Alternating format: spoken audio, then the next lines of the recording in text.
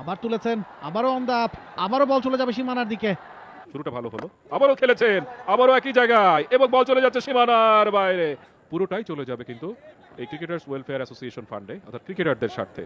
দেশের শীর্ষ 24 জন ক্রিকেটার আজ মুখোমুখি হয়েছেন গোয়া বদম্য এবং গোয়া অপরাজয় নামে, এবং সেই ম্যাচ দেখতে কিন্তু স্টেডিয়ামে যথেষ্ট পরিমাণ দর্শক এসেছেন। মেহরা বনি ব্যাট হাতে খুব বেশি কিছু করতে পারেননি, কিন্তু বল হাতে কিন্তু প্রথম বলটি থেকেই আঘাত হেনেছেন।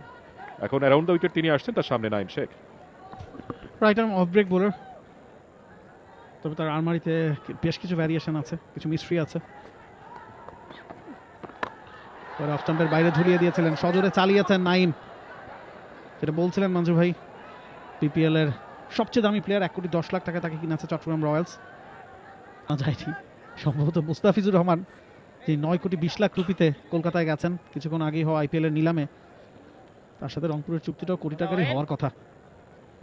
মেহরব ওভারে লং অনে, বাউন্ডারি নাইম শেখের ব্যাটে, প্রথম বাউন্ডারি। জানতেন মিডিয়ামটা ভেতরে ঢোকানো, অন দা আপ খেলতে কখনোই ভয় পান না নাইম শেখ। প্রথম বাউন্ডারি নাইমের ব্যাটে।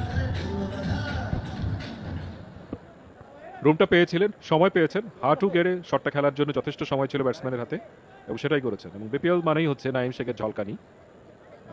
তো গাগরবের যে ম্যাচটা, সেখানে তিনি ভালো করছেন। শুরুটা ভালো হলো, আবারও খেলেছেন, আবারও একই জায়গায় এবং বল চলে যাচ্ছে সীমানার বাইরে। দেখার মতো পরপর দুটি শট। মেহরা বনিকে তিনি পরপর দুটি 4 মেরে অন্তত দেখিয়ে দিলেন যে জয়ের পানেই ছুটছে ওখানে টিম অদম্য, কব অদম্য। Naim is aggressive batter, on the up খেলতে কখনোই ভয় পান না, যে কথাটা কিছুক্ষণ আগেই বলছিলাম সেই কাজটাই করছেন, পাওয়ারটা কাজে লাগাচ্ছেন। এবং গেল বিপিএল এ বলুন বা ডিপিএল এ বলুন, ইভেন কি 50 ওভারের ফর্মেটেও কিন্তু এক্সপ্লোসিভ ব্যাটিংটাই করেন নাইম। আবার তুলেছেন, আবারও অন দা আপ, আবারও বল চলে যাবে সীমানার দিকে। Hat-trick of boundaries from Naim.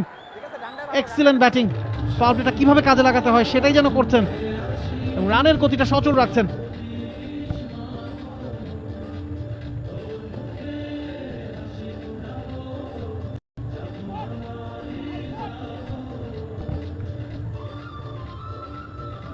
এবং হঠাৎ করে পাওয়ার প্লেটার ব্যবহারটা তিনি যেন চূড়ান্তভাবে নেবেন তার পক্ষে, সেটাই যেন দেখাচ্ছেন এই মুহূর্তে নাইম শেখ। মেহরা বনি 4 বল থেকে, শেষ 4 বল থেকে 14 রান কনসিড করেছেন, এবং পরপর 3টা বাউন্ডারি তিনি খেয়েছেন ওখানে নাইম শেখের কাছে। নাইম শেখ 4 বল থেকে 14 রানে অপরাজিত রয়েছেন। উইকেট রক্ষক নুরুল হাসান সোহান একদম উইকেটের ওপরে।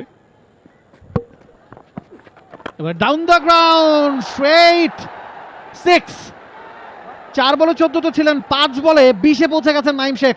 400 স্ট্রাইক রেটে যেন ব্যাট করছেন। 2 ওভার শেষে বোর্ডে জমা 30, 1 উইকেটে ঝড় তুললেন নাইম শেখ মেহরাবের ওপর দিয়ে।